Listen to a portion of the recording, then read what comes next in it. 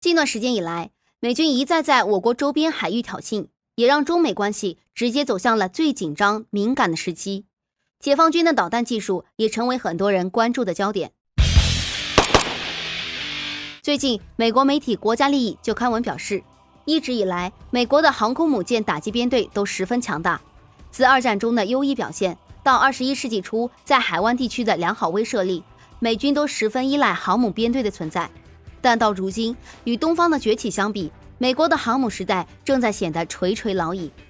文章指出，美国的航母编队到如今依旧保持着相当良好的威慑力，但棘手的地方就在于，这份威慑力也仅仅停留在面对伊拉克、伊朗、委内瑞拉这样的国家。当对位的选手换成是俄罗斯、中国这样同等量级的对手之后，事情就开始变得不太一样了。美国的航母打击编队定位开始变得尴尬，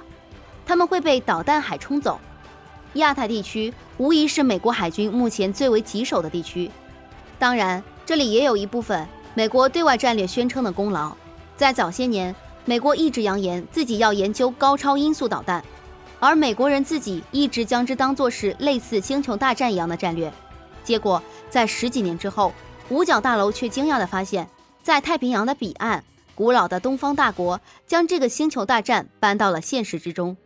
值得一提的是，该文章提到了一个安全的方法，即航母在远离导弹射程的地方停靠，然后依靠舰载机进行袭击。但是从数据来看，解放军的 DF-26 在2015年就具备了打击海上大型移动目标的实战能力，射程至少在4000公里左右。问题是，美国有什么舰载机能够执行4000公里的打击任务？哪怕是目前美国海军最强的舰载机 F-35，也仅仅只有550公里的作战范围。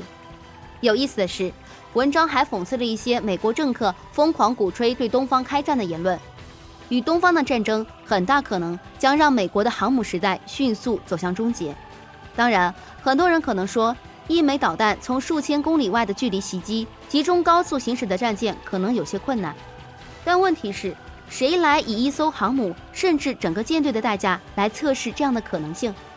没人敢冒险尝试。而且，美国做好与东方开战的准备了吗？答案是显而易见的。美国国内的疫情正在全面失控，各类军事装备亟待更新换代，一旦动手，代价会是真正的问题。